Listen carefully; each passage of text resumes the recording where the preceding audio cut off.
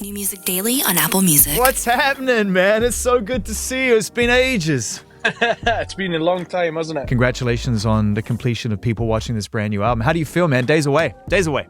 Honestly, man, it's like I was quite jaded for a while, and then because it was a baptism of fire making the album, and so I didn't bother sort of listening to it for a long time. You were triggered by your own music. I just can't do it. Yeah, and then I had a bit of that breathing space, and then now that I've listened to it, it's like I'm like, oh, it's actually quite good, isn't it? So we're really, really chuffed with it over here, you know. And I love that you went back to your community and the surrounding communities and that everyday life, that there's romance in that. And my favorite songwriters find romance in living life from day to day. And I feel that's kind of what you were getting to on this record. At least that's the quote I read. It's definitely a lot about home. It was one of those, it was like, there's no way I'm going to write about, like, you know, the green room or like our green room's pretty nice here, but like, or like, yeah, like I just, you know, because I feel like there's a lot of bands and artists that have made that mistake in the past, you know. The people watching the title track was about Annie Owen, who's like was like a surrogate mother, and I was looking after her when she passed away. So like the last 5 days of her life, I was with her in palliative care, and I was staying back in my hometown. And every day when I was walking back from the palliative care place, I was people watching and just, you know, sort of trying to think about what was going on. I wonder what's going on in that person's life, because I think it was quite an intense time. Do you know what I mean? Is the photo new or is it archive on the album cover? The photos were done by Tish Murtha, and Tish Murtha's not with us anymore. She is an incredible photographer who really sort of documented the Northeast and Newcastle, where I'm from, sort of in the 80s and the 90s. Well, all of our life, from the 70s all the way through our life. She just takes these incredible photos, and I feel like, I mean, she was like the original people watcher. I'm interested in what this game of cards is, because your man second to the left is taking a keen interest in your man in the center. I've never played cards where anyone's looked over my shoulder with such intensity and not felt like I was getting taken for a ride. So I just want to know what the game is. That's what I want to know. I have no idea. I mean, we looked at that photo and it kind of reminded us. It's actually, I think it's Tish's brothers, like back in the 80s. But it reminded me of when I lived in the flat with my mom, and I used to have my mates around and we used to always play cards. And like it just kind of it looked, even though that's like from it's probably from the 80s or the 70s. Yeah. It just showed sort of like, you know, just a bunch of lads like doing that thing.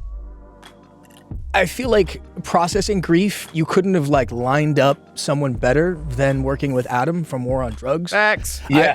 I feel like those two things really kind of dovetailed nicely in a really organic way listening to the record. What was that like, kind of processing this alongside Adam, who is no stranger to grief? Oh man, I mean, it was an honor. Like the guys, I mean, he was one of my biggest heroes. So like, the first time I heard Lost in the Dream, that record, I was like really ill at the time, and I was in hospital for a while, and that whole year that I spent kind of recovering, that record was the only thing I really listened to. That his music means a lot to me anyway. So the first time, you know, it was one of those. It was like such a weird thing. I was like, I would love to work with him, but I know that he's never produced outside of the War on Drugs. So I was like, you know, we have a saying in the Northeast, and it's like shy bands getting out, which means like shy kids get nothing. And I was like, I'm just gonna have to get a hold of him and see if he'd be up for it. So I asked the label, and I got a hold of him. And I was on the phone, and I was just like, look, like, I would love you to do this. And then we got talking, and we realized that we're both listening to, you know, all the same stuff, or just all the references all the music that we love. It was like, you know, Tom Petty and The Replacements, and, you know, Springsteen and Dylan and like the Water Boys. We were talking about the Water Boys for like 15 minutes. We were like, yes, because I'm a little bit closer. You hear a little bit of Mike in that, man. The way yeah. And then it was like, and he was just, it just made so much sense. So then when we went out there, like, it all happened really quickly, and that's always a great sign for me. Like, I feel like if things are moving fast, then you know it's happening, you know. As soon as it's done, it's like wiping the hard drive in your head, and now I'm like ready to to do another one. Like, I just want to get back in the studio, if I'm honest. Like, I've got a load of new songs already. Would you do it with Adam and Marcus again, or have you got that sort of bug where you're like, hey man, who else can I work with? Yeah, I don't know, man. I don't know if Adam's up for it. I'd definitely do it again. Like, but I don't know. I mean, we were thinking we might just do one ourselves next time, because I mean, we've stole all of the tricks now. Do you know what I mean? So I don't say this to a few artists that I'm a fan of, and it's a selfish observation, but I hopefully you'll take it with the intention it's meant. Like, the way that you reach me and millions of people with your voice and your ability to bring these songs to life. I love it when you throw everything at it in the studio because you own it and cut through. But have you considered the idea of, you know, eventually getting to a place where there is a reduced version of what you do, or something that feels a little more direct, a little more countrified? There's two avenues I've got right now on the go. I've got like a real stripped back bunch of tunes, which really I couldn't build on them. They need to just be on their own. And then the other side's like a bit more thrashy. So I'm thinking about two records at once at the moment. I don't know. We'll see. But I'd love to do a real strip back, because I mean, that's how I started. I wasn't in the band kind of only came together once I'd actually like recorded my first sort of single. Like, it was a couple of my mates from home. It was Dean, my best friend, who's my guitarist, and I was like, you know, I need to get a band together, because if I don't, well, I can't play these songs live. Do you know what I mean? So, but before then, I toured for a while. When I was like 18, 19, 20, those sort of 3 years, I was just on my own with an acoustic, you know? That's kind of how I started everything. So yeah, I would love to kind of go back to that. I really, there's a part of us that really sort of yearns for a maybe a little solo tour, like just on my own with an acoustic, maybe to see what that's like. It must be kind of interesting for you trying to figure out how you walk that line between being the person you've never forgotten who you are, and yet you are now. I would say, I mean, if we've taken the goats off the table, right, the Coldplays and whatnot, you're the biggest artist in the United Kingdom. I mean, sorry if that sounds weird, it's true.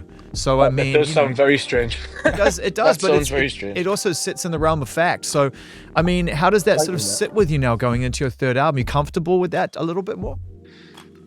I don't know. I think I'd be lying if I said I was comfortable, but I mean, I'm elated. I think it's great. Like, it's wonderful that it's everything's been received so well over the last few years, and it's amazing that there's so many people that want to come out and see the band, you know. And the band's just got better and better over the years. We've got a new member now. We've got Brooke Bentham as well, who's one of my like long time closest mates. We used to play buskers nights together when we were like 17, and she's in the band now. So yeah, no, it's amazing. We're all going through it together, but I definitely don't feel comfortable with that statement that you've just put up there. But Yeah, I mean, you know what? I'm not retracting. feel free to tell everybody though. I am telling you. Free to- See, this is the beautiful paradox of Sam. He's like, listen, it doesn't make me comfortable, but by all means, fucking shoot your By shot. all means, tell everybody, but just don't do it while I'm there. That's fine. Like, I'm all right. Just plausible deniability. I just need a little distance from it. Oh no, he didn't say that. That's a load of rubbish. Are we going to see you out here in California soon? You're going to come to the States? What's the deal? Yeah, we are. We're coming over in, is it what? April, maybe? Yeah, it's around the time of my birthday. I think we're doing a tour. Well, we're going to bring a cake, man, and we're going to come shake your hand. You know, for me, getting a chance to see you, you know, with this album coming out now and just in such good space, man, it makes us really, really happy. We're really fond of you, Sam, and we're really grateful for the music you make, man. Thank you. Yeah, man. Thank you, guys. Yeah, Thanks so much. Good to see you, bro. Yes, mate. Thank you. See you later. New music daily. Isn't he a joy? Such a sweetheart. I wish he talked to more people, but I'm glad he talks to us. Sam Fender, everybody! All right.